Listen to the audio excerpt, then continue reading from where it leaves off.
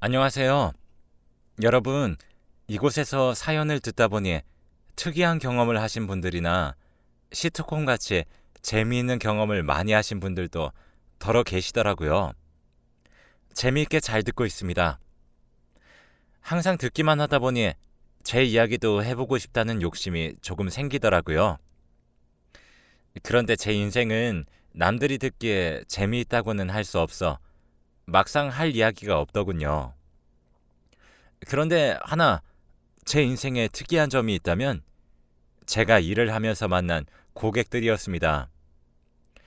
재미있고 신기한 이야기는 아니지만 길에서 흔하게 만나고 접할 수 있는 이야기들은 아니기 때문에 제게 충격을 준 고객들에 대한 이야기를 해보려고 합니다. 제가 만난 고객들은 남들이 흔하게 겪지 못할 만한 경험을 한 사람들도 있고 본인이 특이한 일들을 많이 벌이는 사람들도 꽤나 있습니다. 그도 그럴 게 제 직업이 보험 설계사라서 직업 특성상 다양한 사람을 만날 수밖에 없는 직업이기 때문이죠. 그런데다가 요즘 사람들이 가장 신경 쓰는 건강과 돈이 걸린 문제이다 보니 보험금을 노리고 보험사에 사기를 치려는 사람이나 기상천외한 일들을 벌이는 경우도 꽤나 많습니다. 그리고 이 업계에 오래 있다 보니 돈에 눈먼 사람이 어떻게 되고 돈이 사람을 어디까지 망가지게 하는지를 볼 수 있었습니다. 사람의 추악한 모습들이죠. 그런 것들을 많이 보게 되었습니다. 저는 평소에 사람들을 만나는 것을 좋아하고 전문직을 하기에는 특별한 기술이 없어 가볍게 생각하고 이 일을 시작하게 되었지만 세상에는 정말 별의별 사람들이 다 있더군요. 그런 사람들 덕에 저도 별의별 보험 사기 사례들을 알게 되었고요. 돈이 사람을 망친 경우들에 대해 이야기하면서 다들 이런 일에 엮이지 않게 조심하고 너무 욕심을 부리면 사람이 어디까지 망가질 수 있는지에 대해 말하고 싶어 이야기를 해봅니다. 제가 고객들의 뒷담을 하고 다닌다는 소문이 나면 영업직 입장에서는 곤란해서 믿을 만한 사람들이나 가족들에게만 했던 진상 손님들에 대한 이야기들입니다. 정말 여러 가지로 저를 고생시킨 사람들이죠. 간단하게 제 소개를 하자면 저는 위에서 언급했듯이 보험 설계사입니다. 나이는 올해로 49입니다. 내년이면 쉰이라니 세월 참 빠르네요. 특히 작년은 코로나다 뭐다 하며 정신이 없어 더 빠르게 1년이 흘러간 것 같아요. 그리고 저는 두 아이의 엄마이기도 합니다. 이거 외에 딱히 소개할 말이 없네요. 계속해서 이야기를 이어나가자면 저는 꽤 오랫동안 보험 설계사로 일을 했다고 자부할 수 있습니다. 사람 만나는 걸 좋아하다 보니 이 일도 오랫동안 할 수 있었던 것 같네요. 일한 기간이 긴 만큼 저는 정말 많은 사람들과 만났습니다. 가장 먼저 얘기하고 싶었던 건 주위에서 가장 흔하게 발생해서 제 기억에 남았던 일이에요. 주로 젊은 남자들이 보험금을 타기 위해 자주 사용하는 수법인데 바로 자해 공갈이죠. 저는 젊어서 고생하면 늙어서도 고생한다고 생각을 하고 있기 때문에 자기 몸을 걸고 그런 일을 하는 것이 너무 이해가 안 가지만 보험을 많이 들어놓으면 보험금이 꽤 나와서 생각보다 자주 발생하는 사례입니다.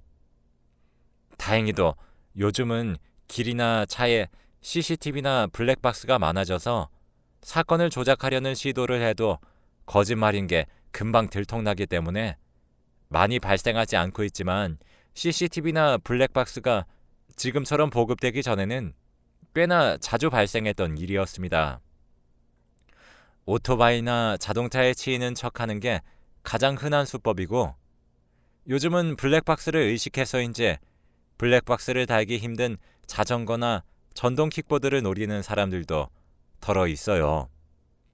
그리고 요즘 번화가나 도로에서 전동 킥보드를 자주 볼 수 있기도 하고 조금만 복잡한 곳에서 제대로 된 대책도 없는 전동 킥보드에 치이는 척을 하면 정말로 사건이 발생한 건지 구분할 방법이 없습니다.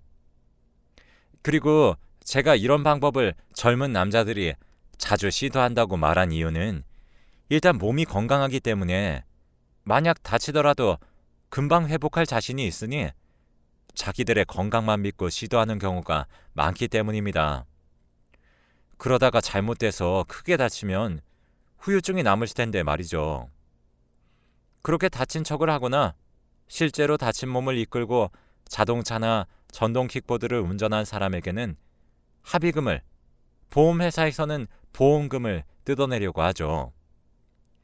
옛날에는 이런 사건에 관련된 법도 보험 조항도 거의 없었다 보니 보험사 측에서 돈을 지불하지 않아도 되는 경우임에도 불구하고 억울하게 돈을 지불하는 경우도 덜어 있었죠. 하지만 요즘은 관련 법이나 조항이 생겨나고 있어서 아무리 자기는 억울하게 다쳤다고 주장을 해도 의심스러운 정황이 있고 조사를 했을 때 거짓말이라는 것이 들통나면 보험금을 받아내기 힘듭니다. 그리고 보통 이런 짓을 하는 사람들은 굉장히 뻔뻔한 사람들이 많은데 제가 자해를 하는 경우는 보험금을 드릴 수 없다고 아무리 설명을 해도 그저 바닥에 드러누워 떼쓰는 5살짜리 아이처럼 굴며 보험금을 달라고 하는 경우까지도 있었죠. 솔직히 고객만 아니었으면 정말 한 대 쥐어받고 일해서 돈을 벌 생각을 해야지 사기를 치고 앉았냐며 잔소리를 한바탕 하고 싶을 때가 한두 번이 아니었죠. 가끔가다 정말 징글징글할 정도로 말꼬리를 잡고 늘어지는 경우도 있었는데 이런 사람들은 짧게라도 보험 쪽 일을 했던 사람인 경우가 많더군요. 조금이라도 보험에 대해 알고 있다 보니 보험 조약을 철두철미하게 조사해서 자기가 빠져나갈 구멍을 만들어놔요. 이런저런 설명을 하면 전부 반박하면서 팍팍 우기는데 이렇게 말싸움을 하면서 시간을 보낼 바에야 그냥 이 돈 먹고 떨어지라고 말하고 싶은 수준입니다. 그래도 제 돈인 것도 아니고 보험사에서 지급하는 돈이기 때문에 그렇게 하고 때려치울 수는 없지만요. 하지만 이런 사례는 자기 몸에다가 하는 거니 양반인 편입니다. 그래도 이 사람들은 그저 자기가 직업을 찾아 직접 일해서 돈을 벌기는 싫지만 한방 크게 벌고 싶다는 생각은 가득한 게으른 사람들입니다. 남한테 크게 폐를 끼치지도 않아서 그냥 저만 귀찮고 제 선에서 끝날 일이거든요. 하지만 아마 제가 이어서 말하는 이야기를 들으시면 다들 몸서리치며 끔찍하다 생각하게 될 겁니다. 그 다음은 자기 몸이 아니라 자기 자식을 악용해 돈을 벌려는 악독한 인간들에 대한 사례이기 때문입니다. 저도 자식들을 키우고 있는 입장이라 이렇게 자기 아이를 가지고 장난질을 칠 경우에는 너무 끔찍하게 느껴지더라고요. 어떻게 자신의 자식에게 그런 짓들을 하는지 모르겠습니다. 이런 사람들은 아이는 그저 자신의 소유물이고 그걸 이용해서 돈을 버는 건데 뭐가 잘못이냐는 사고방식을 가진 사람들이 대부분이죠. 부모로서의 자격도 없고 그저 자신의 소유물 또는 물건을 대하는 정도밖에 없더군요. 이런 사람들은 아이를 어떻게든 이용해서 보험금을 타먹으려고 파락을 합니다. 처음 보험에 가입할 땐 아이가 자주 다쳐서 자기 자식이 걱정돼서 그런다며 거짓말을 쳐서 보험사들의 눈을 가리고 아이 앞으로 거액의 보험을 잔뜩 들어두고 열심히 돈을 내다가 아이를 다치게 해서 보험금을 타냅니다. 정말 끔찍하지 않나요? 아이가 다칠 수도 있는 상황에서 아이부터 보호하려는 보통 부모들과 달리 아이를 위험 속에 방치해서 아이가 상해를 입을 만한 상황을 만들어서 병원에 입원을 하게 만들어서 보험금을 타먹을 생각뿐입니다. 정말 어떻게 자기 자식한테 그런 짓을 할 수 있는지 저로서는 이해를 할 수도 없었고 이해하고 싶지도 않아요. 부모라는 사람들이 어떻게 그럴 수가 있나요? 사람의 가족을 뒤집어 쓴 쓰레기들이죠. 다행이라고 해야 할지 저는 이런 일은 많이 겪진 않았어요. 딱 2번 정도 있었는데 정말 2번 다시 하고 싶지 않은 경험이었습니다. 제가 그 집에 대해 조사하게 된 계기는 이상할 정도로 그 집 아이가 너무 자주 다치고 아파서 보험금을 너무 자주 수령해 갔던 겁니다. 물론 애가 몸이 약해서 그럴 수도 있다고 생각할 수 있지만 그런 경우라도 보험사에서 너무 손해를 봐야 하는 케이스는 보험금 지급률을 조금 낮춘다던가 하는 조치를 취해야 하기 때문에 어차피 그 집에 방문해야 했었어요. 그래서 저는 일단 보험금 수령이 너무 잦아지면 다음에 다른 보험을 들기도 힘들고 보장도 적게 받아야 할 것이라는 설명을 할 마음으로 가볍게 전화만 하고 끝낼 생각이었습니다. 그런데 전화를 받지 않더라고요. 일단 제 의무를 다하기 위해 그 고객의 집에 방문할 준비를 했습니다. 그런데 막상 그 집은 그렇게 가볍게 생각할 문제가 아니었죠. 제가 찾아가니 일단 굉장히 경계하며 무슨 일로 찾아왔냐고 하더군요. 저는 하도 사기가 많고 세상이 흉흉하니 애랑 엄마 둘만 있는 상태에서 사람이 방문하는 것을 경계하는 것이라고만 생각했어요. 그런데 지금 와서 생각해보면 도둑이 제발 저려 저를 경계했던 것 같아요. 아무튼 저는 상황을 설명하고 보험금 지급 관련으로 해야 할 말들이 있으니 집 안에 들어가기 그렇다면 주변 카페에서라도 얘기를 나누자고 했습니다. 그런데 집에 아이를 혼자 둘 수 없다며 저를 집으로 들이더군요. 그렇게 들어간 집은 그냥 평범한 가정집이었습니다.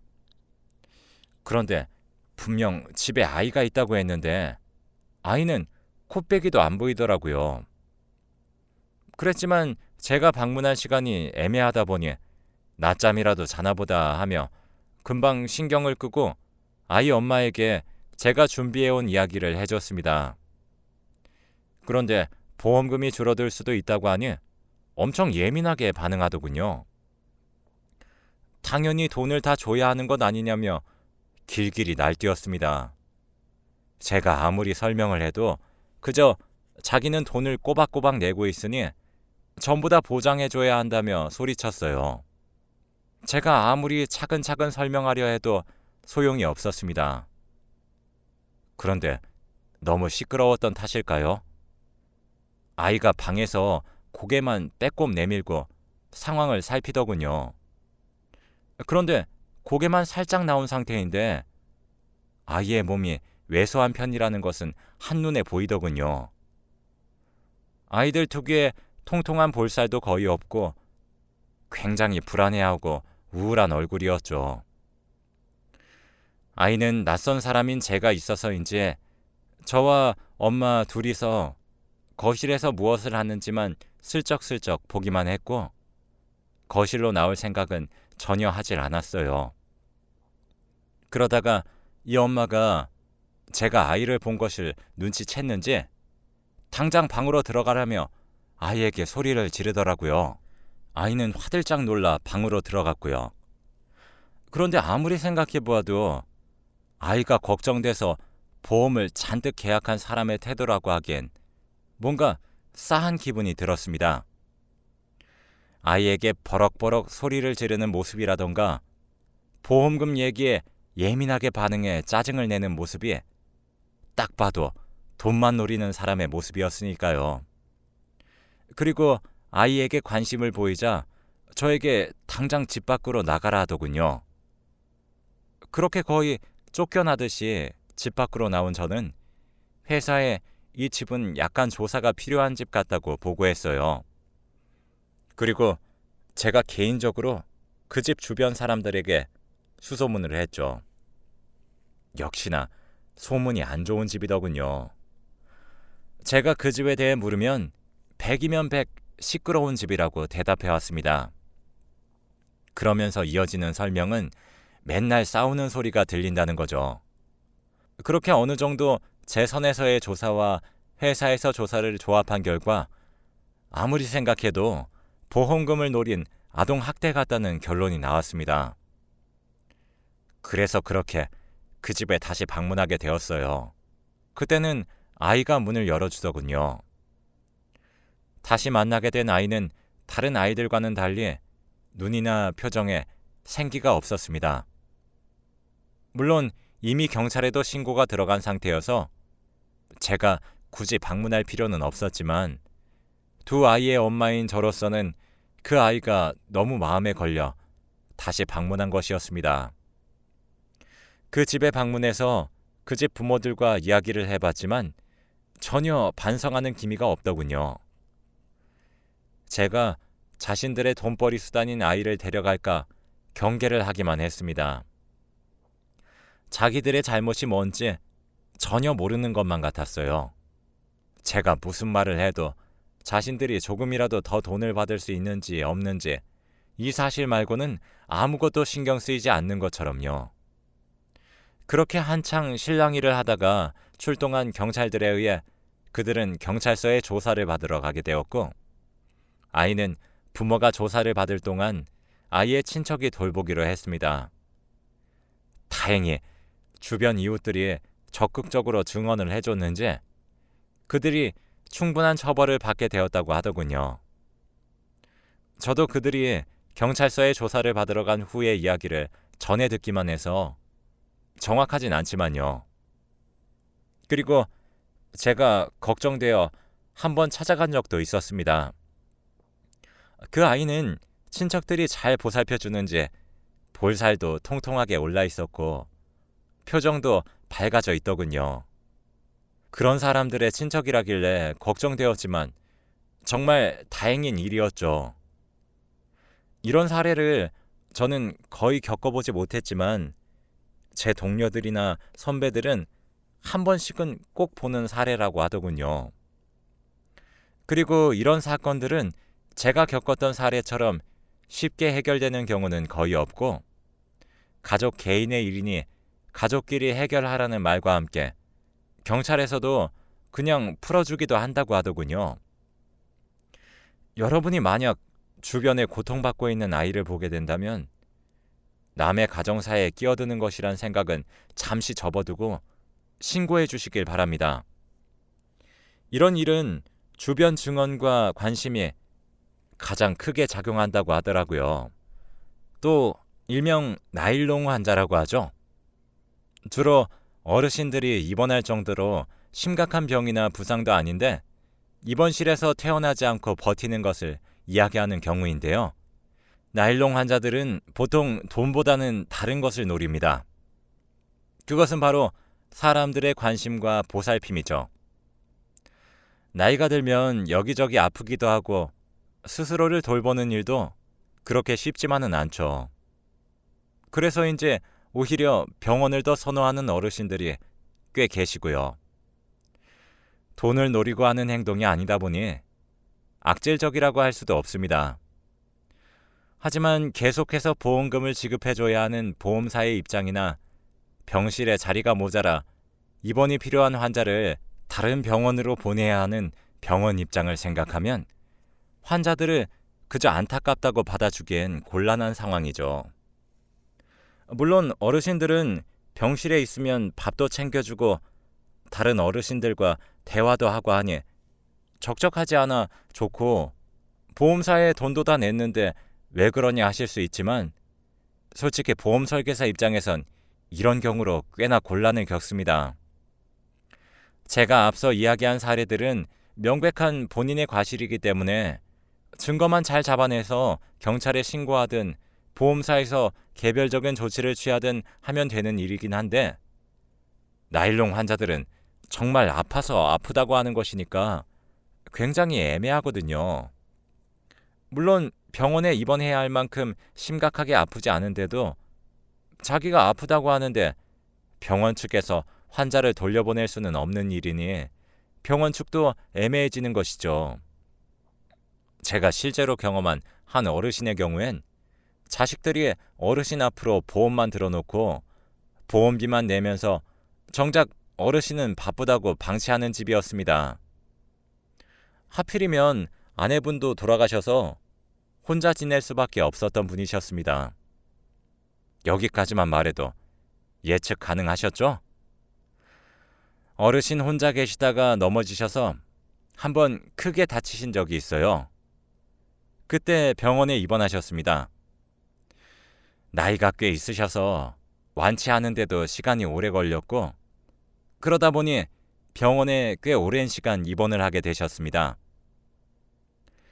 혼자서 적적하게 지내야 하는 집과는 달리 병원에서는 밥도 챙겨주고 난방비 걱정 없이 적당한 온도를 계속 유지해주고, 심지어 어디가 불편하다고 하면 바로바로 도와줄 간병인분도 계시니 시간이 지나 다 나으셨음에도 불구하고 병원에 남아 계셨습니다. 계속 어딘가가 아프다고 이야기를 하시면서요. 그리고 병원에는 비슷한 나이대의 어르신들도 같은 병실에 여러 명 계시니 편하게 이야기 나눌 수도 있고 해서 더 좋으셨나 봅니다. 그리고 그 가족들도 어르신 혼자 계시게 두는 것보다는 요양병원이나 그냥 병원에 입원해 계시는 것이 더 마음이 편했는지 그냥 간병인만 고용하고 아무 말 안 했다고 하네요.